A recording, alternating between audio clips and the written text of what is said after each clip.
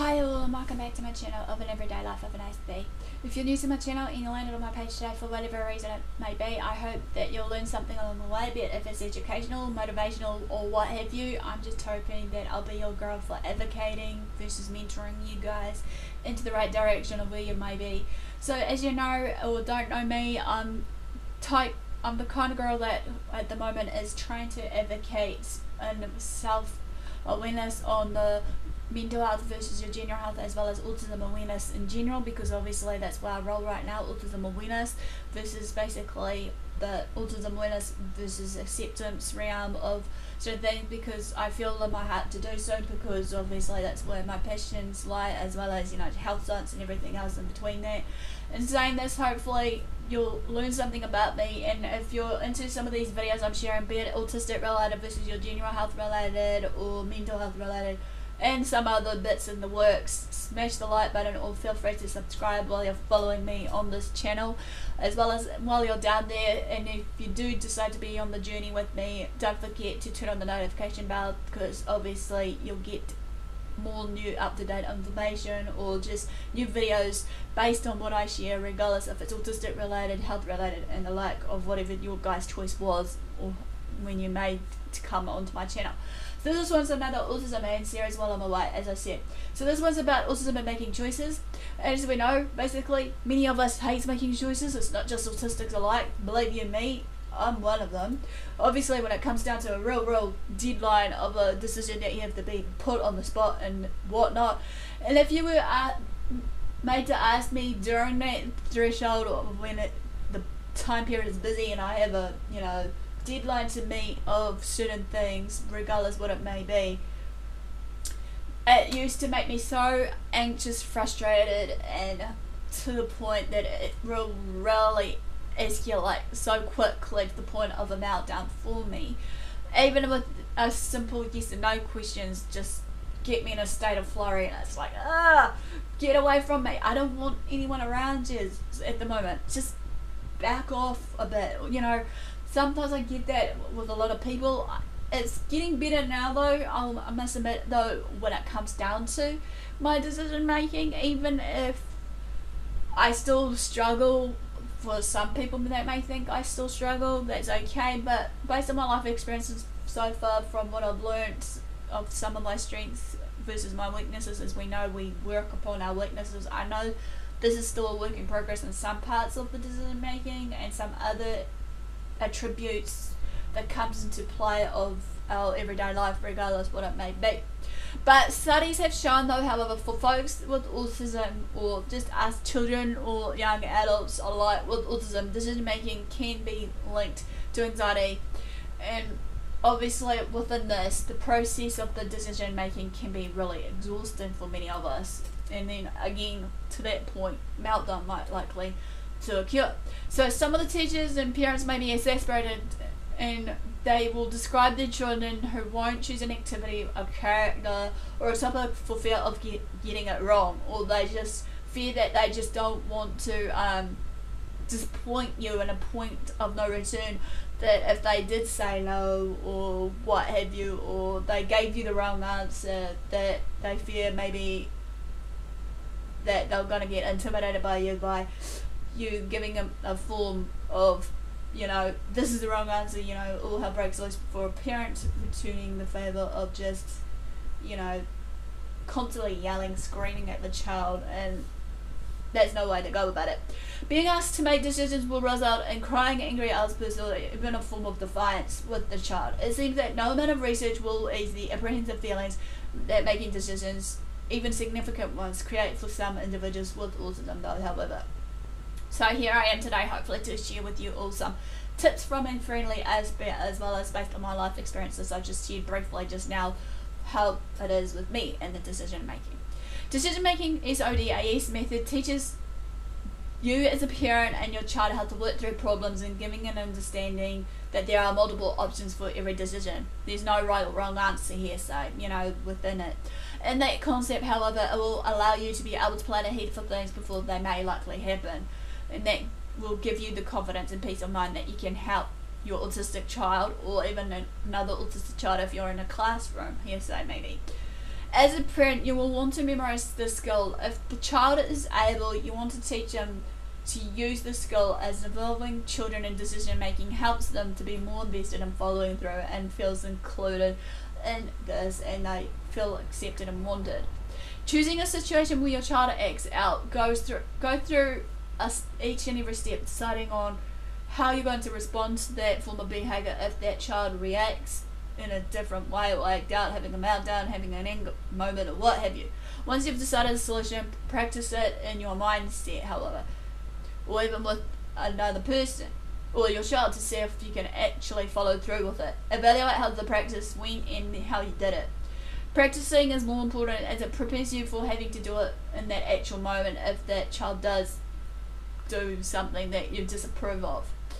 Many parents, however, find it helpful to practice the solution with your child. If you do, practice a neutral time and keep it real short, because time is of the essence, because us Aspies, Autistics, and other children with different conditions, you know, be it ADHD, ADD, may have short attention spans, so you need to just, you know, reinforce it to the child that you're consistent. Child with autism, however, do tend to do better in stable and constant environments, as it shows the importance of decision making in your life.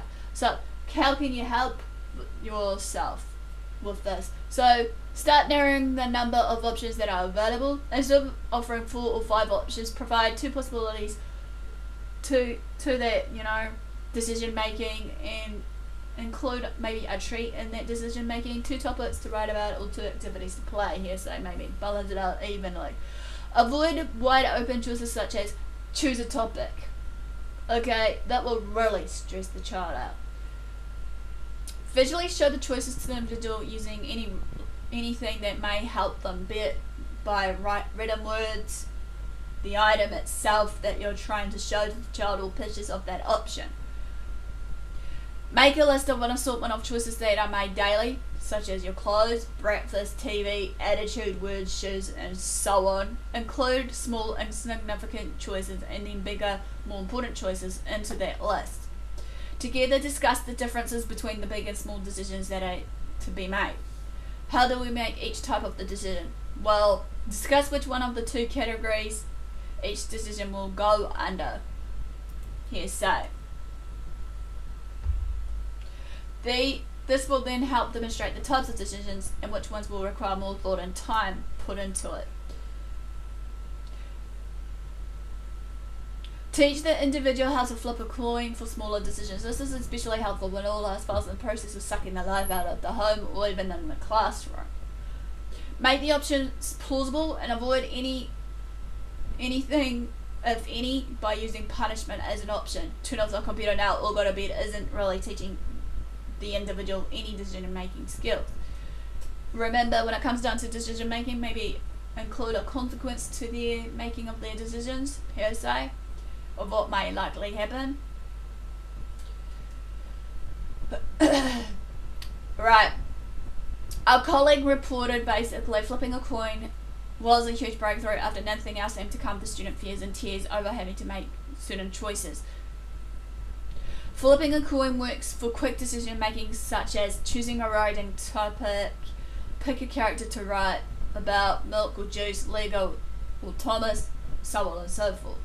Be clear that if the individual doesn't make a choice, the teacher or parent will make the choice for them. Follow through is critical, no waffling allowed. Teaching the children basically how to make choices and how to cope with the consequences of their decisions. As I said, every decision or choice we make basically will have a consequence.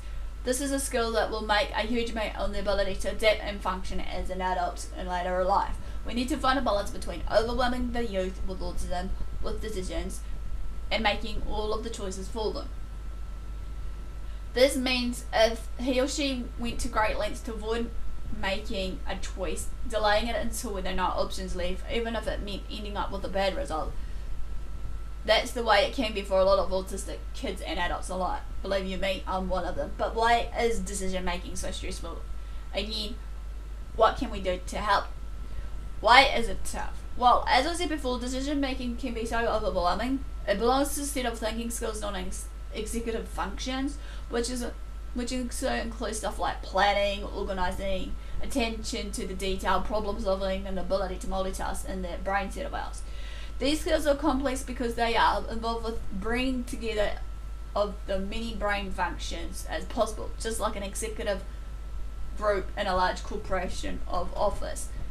Making a decision involves a sequence of thinking skills that look something like this. 1. Understand the problem. 2. Think out of the options. 3. Compare them. 4. Choose one.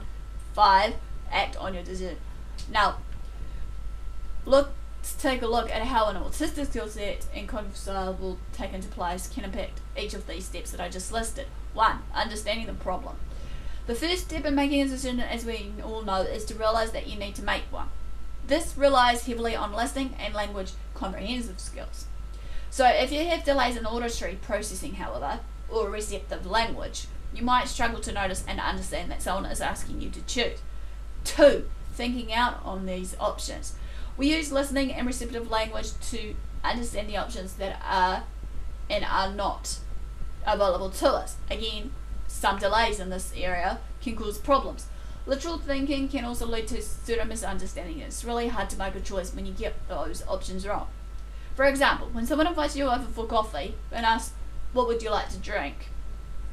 The figurative options are tea, coffee, water are quite different to the literal ones, a raspberry milkshake. Difficulties with expressive language or social communication can make it hard to check exactly which options are available. Even just thinking about the options can be ever so stressful. Since every choice is an unknown, and that kind of uncertainty can create a lot of anxiety for those who prefer sameness, as I said before, same versus routine, whatever. 3. Comparing the options. Weighing up the options means thinking ahead to any of the possible outcomes. For example, things you might question yourself: if I choose to go to the park, what will happen? Will I have fun there? Will anything bad happen to me? Will I have more fun than if I chose to go to the beach? While some autistic people can be excellent at remembering things of what they've already experienced, like example wise, every Thomas Tank Engine, they may find it harder to extend these experiences to create something new. For example, envisioning a new character. This makes it a challenge to picture alternate realities that hasn't yet happened in real life. Making decisions audition also involves a lot of attention shifts. Stop what you're doing to think about choosing. Move from one option to another. Disengage from that to actually choose one, and then to act on that decision. All of these shifts in attention does take time, and take even longer for someone who maybe is autistic. To the outside observer, these delays can look like inaction or just ignoring you completely. But don't forever think that. Remember, every autistic child is different, and reminders or prompts to hurry up just to interrupt that whole process can send everything back to square one from what's happening with you guys. Perseveration, rigid thinking, and attention to detail can all affect the decision-making process. When your mind finds it easy and comforting to lock onto a train of thought, it can be more of a challenge to make it move between choices to weigh up the pros and cons. A tendency to get stuck on details can make it easy to get caught up on the specifics of each option, or to go off on thought tangents, which makes it harder to compare them against each other. Decisions also usually come in with a lot of implied nuances that can be harder for a literal thinker to pick up on. You might ask your son or daughter if they want a glass of water or a glass of milk, and the choice becomes impossible for them to make because they want it in his or her sippy cup and not a glass. 4. Choose an option. When you're focused on details, it's hard to step back and see the bigger picture. In this case, to concentrate on the overall goal of making a decision. If transitions are stressful, it's easy to start thinking about the options and having trouble moving on to actually choosing one.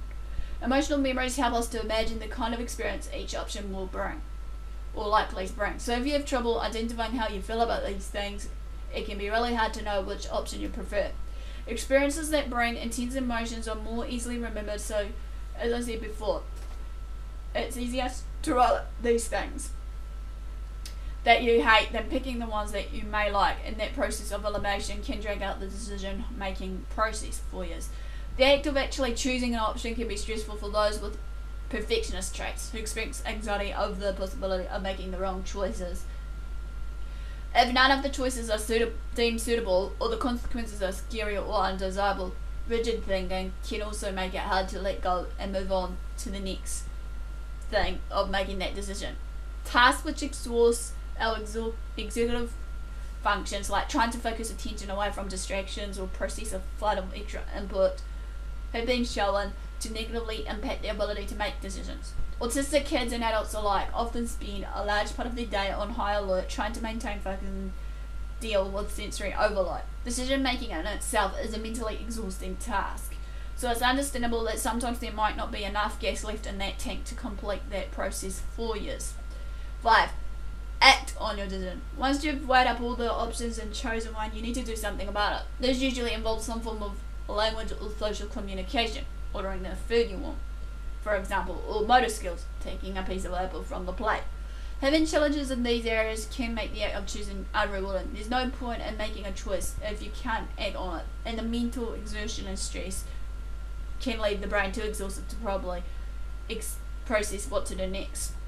So, tips from the friendly Aspie on how you can help in the decision making for your child or young teen or whoever that is, autistic and have troubles making choices. 1. Reduce the number of choices they need to make every day. 2. Offer choices earlier in the day when they are less tired.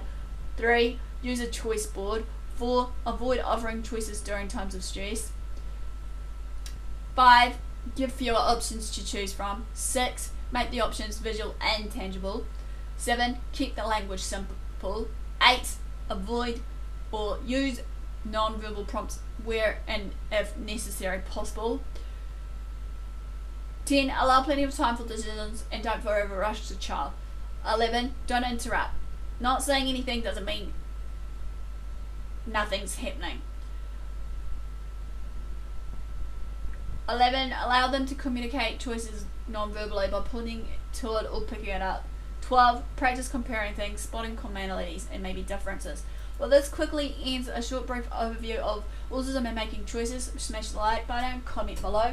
Feel free to share your experiences of decision making. How does it affect you, or how did you go about the barriers of decision making? Hearsay. Feel free to share these down below, maybe so that we can learn from each other. Feel free, if you haven't done so, as I said earlier in the piece, to subscribe, because I'm hoping to do it on the daily if need be, on these topics. If you want more of these, I'm hoping to share them out. Feel free to also, if you did decide to join me on my journey, to turn on the notification bell so you can keep up to date and whatnot.